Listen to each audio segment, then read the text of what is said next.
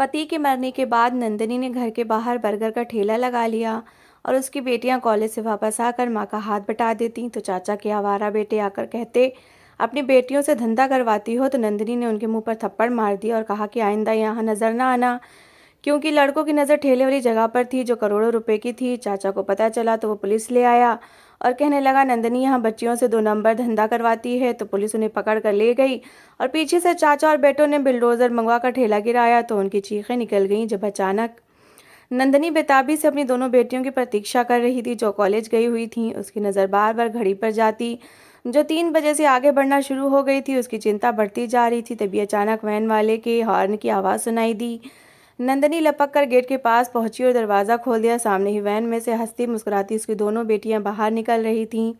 नंदिनी ने उन्हें देखकर चैन की सांस ली। आजकल जिस तरह के हालात थे, इन हालात को देखते हुए नंदिनी अक्सर परेशान हो जाया करती थी। अभी वो अपनी दोनों बेटियों को अंदर आते हुए देख रही थी कि अचानक उसकी नज़र अंदर से बाहर निकलते विनोद पर पड़ी। वो नंदिनी को देखकर मुस्कुरा दिया। अरे नंदिनी, आज फिर बेटियों के इंतजार में यहाँ पर खड़ी हो गई हो? कहाँ तो है, चिंता मत करो, हमारी बेटियाँ बहुत बहादुर हैं और समझदार भी हैं। भगवान इनकी रक्षा करे। अभी तो दोनों 18 साल की हैं और तुम फालतू में इतनी चिंता करने लगी हो। विनोद की बात पर नंदिनी ने गहरी सांस ली और कहने लगी, चिंता क्यों ना करूं, दोनों कितनी सुंदर हैं और कद देखो, दोनों के पूरे मोहल्ले में हर किसी की नज़र है इन पर। हर घर मुझसे इनका रिश्ता मांग चुका है। मैं तो चाहती हूँ बस जल्द इनका ये कॉलेज कंप्लीट हो तो इनकी शादी कर दूँ। नंदिनी की बात पर विनोद मुस्कुरा दिया और बात आई गई हो गई। वो यूं ही हमेशा किया करता था। नंदिनी जितनी चिंता करती थी वो उतना ही निश्चिंत इंसान था। उसने प्रॉपर्टी डीलिंग का नया नया काम शुरू किया था। वो बहुत अच्छा चल रहा था। उनके दिन ही बदल गए थे। पहले जो घर में बड़ी मुश्किल से दाल रोटी चला करती थी, अब आए दिन घर में अच्छे अच्छे पकवान बना करते थे। नंदिनी भगवान का धन्यवाद करते नहीं थकती थी। बस उसकी एक ही चिंता थी कि दोनों जवान बेटियों का कहीं अच्छी जगह पर रिश्ता तय हो जाए। मगर वो ये नहीं जानती थी कि सिर्फ यही अकेली चिंता नहीं है, आने वाले दिनों में चिंताओं का एक तूफान उस पर हल्ला बोलने वाला है। 4 दिन ही गुजरे थे जब अचानक दोपहर के समय जोर से दरवाज़ा धड़धड़ाया गया। रविवार का दिन था, मगर विनोद उस दिन भी अपनी किसी डील के लिए घर से बाहर गया था। नंदिनी घबराकर उठ बैठी। वो अंदर ऐसी कि ठंडक में सोई हुई थी, मगर दरवाज़ा बजने की आवाज़ इतनी तेज़ थी कि उसकी नींद पलक झपकते ही गायब हो गई। हे भगवान, क्या हो गया? वो अपने दिल पर हाथ रखते हुए सीधा घर से बाहर आई। घर के बाहर काफ़ी शोर सुनाई दे रहा था। नंदिनी ने आगे बढ़कर दरवाज़ा खोला। सामने एक आदमी परेशान सूरत लिए खड़ा। विनोद जी का घर यही है? आदमी के स्वर में परेशानी थी। नंदिनी का दिल धक से रह गया, मगर उसने सर हिला दिया। जी हाँ, यही है विनोद जी का घर। नंदिनी का जवाब सुनते ही सामने वाले इंसान के चेहरे पर अफसोस सा फैल गया। वह थोड़ी देर तो खामोश रहा और फिर बोला, माफ़ कीजिएगा बहन, आज प्रॉपर्टी डीलिंग की एक डील के दौरान विनोद जी को दिल का दौरा पड़ने से उनका देहांत हो गया। उनकी तबीयत खराब हो गई थी। उन्हें हॉस्पिटल पहुंचाया गया, लेकिन रास्ते में उनकी मौत हो गई। थोड़ी देर के बाद एम्बुलेंस उनका पार्थिव शरीर लेकर आपके घर पहुंच जाएगी। मैं उनका नौकर हूं, आपको खबर देने आया था। अभी हाल ही में उन्होंने मुझे काम पर रखा था।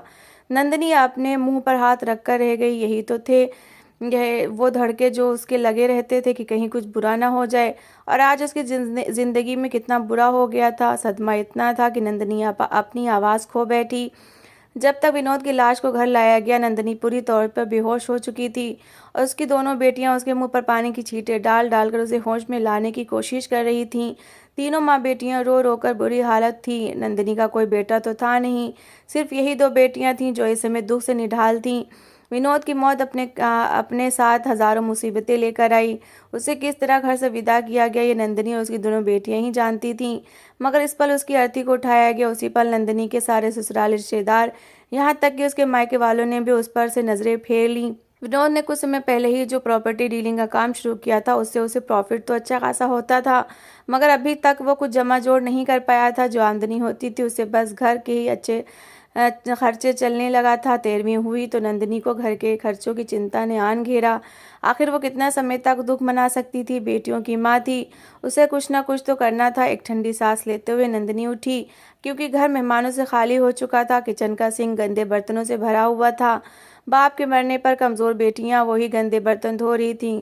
नंदिनी थके कदमों से चलती हुई अंदर अलमारी तक गई, उसे खोलकर खड़ी हो गई। इसी अलमारी में विनोद की वो पूंजी रखी होती थी जिसे वो लेन देन में इस्तेमाल करता था। नंदिनी ने डिब्बा खोलकर पैसे बाहर निकाले और उन्हें गिना। वो 30,000 के करीब थे। वो जानती थी कि विनोद के बैंक अकाउंट्स में विश्वास नहीं रखता।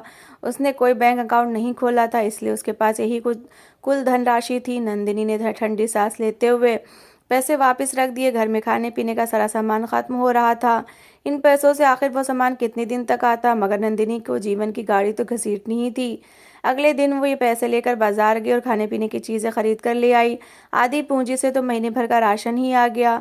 अभी दोनों बेटियों की कॉलेज की फीस भी देनी थी। नंदिनी वापस आई तो सर पकड़कर चारपाई पर लेट गई। उसे समझ नहीं आ रहा था कि कुछ दिन बाद जब बिजली और गैस का बिल आएगा वो उसे कहाँ से भरेगी। विनोद का कोई ऑफिस तो था नहीं। उसने हाल ही में नया काम शुरू किया था। कुछ समय पहले वो जो नौकरी करता था वहां से भी कोई उम्मीद नहीं थी। उसके पास एक मोटरसाइकिल थी जो इस समय घर के आंगन में खड़ी हुई थी। नंदिनी के पास यही कुल सामान था जिससे उसने आने वाली जिंदगी गुजारनी थी। अगले दिन ही बिजली का बिल आ गया और उसके अगले दिन गैस का जो बाकी पूंजी थी वो इन बिलों में चली गई। दोनों बेटियां दिया और रिया खुद परेशान सूरत लेकर घूम रही थी। उनकी परीक्षा सर पर थी, मगर फीस जमा करवाने के लिए भी माँ के पास पैसे नहीं थे। नंदिनी बहुत परेशान थी कि पति का दुख मनाती या घर के खर्चों को देखती। उसने ससुराली रिश्तेदारों को फ़ोन करने की कोशिश की, मगर सभी ये बात जानते थे कि नंदिनी पर काफ़ी बुरा समय आन पहुंचा है। इसलिए जैसे नंदिनी की आवाज़ सुनते वो लोग फ़ोन काट देते। जिस किसी ने मदद का वादा किया भी तो वो भी बस वादे तक ही रहा। तंग आकर नंदिनी खुद अपने देवर के घर जा पहुंची, जिसका शानदार बंगला कुछ गलियों की दूरी पर था। रिया के चाचा के पास ठीक ठाक पैसा था। नंदिनी उनके सोफे पर बैठी उनकी प्रतीक्षा कर रही थी। रिया का चाचा अंदर से बाहर निकला तो सफ़ेद कॉटन के खड़खड़ाते सूट के जेब में से हाथ डालकर 2,000 बाहर निकाले और नंदिनी की तरफ बढ़ाते हुए बोला, आजकल कारोबार कुछ मंदा चल रहा है, माफ़ करना बहन, मैं इससे ज़्यादा तुम्हारी कोई मदद नहीं कर सकता। उनकी आवाज़ में साफ इनकार था। नंदिनी शर्मिंदा सी हो गई। उसे ना पानी का पूछा गया था, ना चाय का। सीधे 2,000 रुपये पकड़ाकर उसे घर से निकाल दिया गया। नंदिनी समझ चुकी थी कि अब जो कुछ करना है खुद ही करना है। कोई रिश्तेदार उनकी मदद को नहीं आएगा। बुरा समय उसने और उसकी बेटियों ने अकेले ही काटना है। नंदिनी घर आई और धीरे धीरे घर की चीज़ें बिकना शुरू हो गईं। सबसे पहले विनोद की मोटरसाइकिल, जिसे बेचते हुए नंदिनी का दिल खून के आंसू रोने लगा। लेकिन ये एक मजबूरी थी। मोटरसाइकिल को बेचकर जो रुपए मिले उसने उसने दोनों बेटियों के कॉलेज की फीस जमा कर दी। नंदिनी की परेशान सूरत देखकर दोनों बेटियां उसके पास आकर बैठ गईं। माँ, हमें माफ़ कर दें, हम अगर बेटे होते तो शायद आज आपकी परेशानी में कोई काम आ सकते थे। ये रिया थी जो रोती हुई आवाज़ में कह रही थी। नंदिनी ने उसे अपने गले से लगा लिया। नहीं, ऐसी बात नहीं है। बेटियां तो लक्ष्मी का रूप होती हैं। माता पिता का काम है अपने बच्चों की देखभाल करना जब तक कि वो इस लायक न हो जाएं कि अपना खर्चा खुद उठा सकें। इसमें तुम्हारा कोई कसूर नहीं। जो कुछ हमारे साथ हुआ है ये भगवान की मर्जी थी। नंदिनी ने बेटी को आश्वस्त किया तो दिया कहने लगी, माँ, अगर आप कहती हैं तो हम कॉलेज छोड़ देते हैं और कहीं स्कूल में पढ़ाने लग जाते हैं। कुछ रुपयों की आमदनी तो हो ही जाएगी। हम तीनों को खर्चा ही कितना है, महीने का गुजर बसर होता रहेगा। दिया की बात पर नंदिनी कुछ देर तो खामोश रही, फिर उसने मुड़कर दोनों बेटियों की तरफ देखा। वो जानती थी कि उसकी बेटियां बहुत समझदार हैं और दोनों को ही डॉक्टर बनने का शौक है। उनको शिक्षा दिलाना विनोद का सपना था। ऐसे में वो भला कैसे उसके सपने को कुचल सकती थी। उसने बेटियों को सख्ती से मना कर दिया कि वो आइंदा कॉलेज छोड़ने की बात ही ना करें। अगले महीने के खर्चे के लिए नंदिनी दोनों कमरों में लगे हुए एसी उतार कर बेच दिए। फिर हीटर बिका और यहाँ तक कि घर की हर कीमती चीज़ धीरे धीरे बिकती चली गई। मगर खर्चे के मुंह खोले हर महीने बढ़ते ही जा रहे थे। चीज़ों को बेच बेच कर जितने पैसे मिले थे वो सब पैसे खर्च हो चुके थे। अब कोई कमाई का रास्ता ढूंढना ज़रूरी था। इसी परेशानी में वो एक दिन आंगन में रखी चारपाई पर बैठी थी जब अचानक उसकी छोटी बेटी दिया उसके पास आई। माँ, मेरे पास एक आइडिया है, क्यों ना हम बैठक वाले बड़े कमरे को बाहर से खोलकर उसे बर्गर का होटल बना लें। फास्ट फूड होटल आजकल वैसे भी ये कितने फेमस हैं और अब तो इतना ट्रेंड चल पड़ा है कि औरतें खुद अपने ठेलों पर खड़े होकर बर्गर या फ्राइज़ बनाती हैं और लोग उनकी इज्जत भी करते हैं। जहाँ बुरे लोग हैं वहाँ अच्छे भी हैं। और वैसे भी सबको पता तो है कि हम लोग किस बुरे समय से गुजर रहे हैं। हमारी किसी ने मदद नहीं की तो और किसी को आपत्ति करने का अधिकार भी नहीं होगा। दिया की बात पर नंदिनी चौंक से गई। वो कह तो ठीक ही रही थी। उनका घर मेन रोड के ऊपर था, कई लोग आते जाते थे। उनके घर से थोड़ी दूरी पर ही कोचिंग सेंटर था। शाम के समय जब बच्चे वहां से निकलते तो खूब भूखे होते थे। ऐसे में अगर उनके घर के सामने एक फास्ट फूड सेंटर खुल जाता तो बच्चों के तो मज़े हो जाते और नंदिनी की भी अच्छी आमदनी हो सकती थी। नंदिनी को ये ख्याल पसंद आया। वैसे भी वो इतनी मजबूर हो चुकी थी कि अब उसे इस बात का ज़रा ख्याल ना था कि कौन सा काम करने से लोग बुरा मानेंगे और कौन सा काम करने से नहीं। उसने अगले दिन से ही फास्ट फूड सेंटर खोलने का काम शुरू कर दिया। नंदिनी ने विनोद के एक नौकर को फ़ोन किया। वो आ गया तो उसने बैठक के अंदर से सारा फर्नीचर निकाल कर उसे खाली करवाया और नया पेंट करवाया। अब अंदर 3-4 छोटी मेज़ें रख कर छोटा सा फास्ट फूड सेंटर बन गया, जबकि दुकान के बाहर नंदिनी ने एक पूरा स्टॉल सेट करवाकर उसे बर्गर का स्टॉल बना दिया। ज़्यादा कमाई इसी काम में थी। नंदिनी को बर्गर बनाना तो अच्छे से आता था, बस पहला दिन मुश्किल था। अपना मुंह ढके जिस समय वो बर्गर के ठेले पर खड़ी हुई, उसे बहुत शर्म आई, मगर जब उस दिन ठीक ठाक आमदनी हुई और रात को अपने पैसे गिनते हुए नंदिनी की सारी शर्म खत्म हो गई और उसने भगवान का धन्यवाद किया कि उसे अच्छी आमदनी मिल रही है, जिससे वो अपनी और अपनी बच्चियों के खर्चे पूरे कर सकती है। धीरे धीरे नंदिनी का बर्गर का स्टॉल मशहूर होने लगा। कोचिंग के बच्चे जाते और आते दोनों समय नंदिनी के अच्छे ग्राहक बन गए थे। न सिर्फ कोचिंग के बच्चे बल्कि मोहल्ले के भर में नंदिनी के हाथ का स्वाद मशहूर होने लगा। उसने बर्गर की तारीफें दूर दूर तक फैल गईं। नंदिनी की आमदनी एक दिन में हज़ारों रुपए तक जा पहुंचती। उसे तो विश्वास ही नहीं होता था। वो भगवान का धन्यवाद करते न थकती थी। मगर आमदनी बढ़ी तो साथ में काम भी बढ़ा। वो मजबूर हो गई कि अपने पास कोई लड़का रख ले और उसने ऐसा ही किया। एक कम उम्र लड़के को अपने साथ नौकर की तरह रख लिया। लेकिन पहले ही हफ्ते में वो बौखला गई जब उसने उस लड़के को गले से पैसे निकालते हुए देख लिया। नंदिनी ने उसे कुछ नहीं कहा, मगर उसे नौकरी से निकाल दिया। अब फिर से सारा काम नंदिनी के कंधों पर आन पड़ा था। वो बहुत परेशान थी। उसकी परेशानी का हल भी उसकी दोनों बेटियों ने निकाला। माँ, आप चिंता ना करें, हम लोग 2:30 बजे तक कॉलेज से आ जाते हैं। इसके बाद पूरा दिन फ्री तो होते हैं। कुछ घंटे हम आपके साथ बर्गर के ठेले पर काम कर लिया करेंगे। इतने में आप आराम कर लीजिएगा, हम भी चेहरा छुपाकर काम कर लेंगे तो किसी को आपत्ति नहीं होगी। और वैसे भी सिर्फ स्टूडेंट ही तो सामान लेते हैं, हमें कोई परेशानी नहीं होगी। रिया ने माँ की परेशानी का हल निकाला। नंदिनी को मानना ही पड़ा, वो और क्या कर सकती थी। और फिर अगले दिन से ही यही होने लगा। आधा दिन ठेले पर नंदिनी खड़ी होती है और बाकी के समय दोनों लड़कियां रात 9 बजे से पहले ही नंदिनी अपना ठेला बंद कर देती और तीनों माँ बेटियां घर के अंदर चली जाती।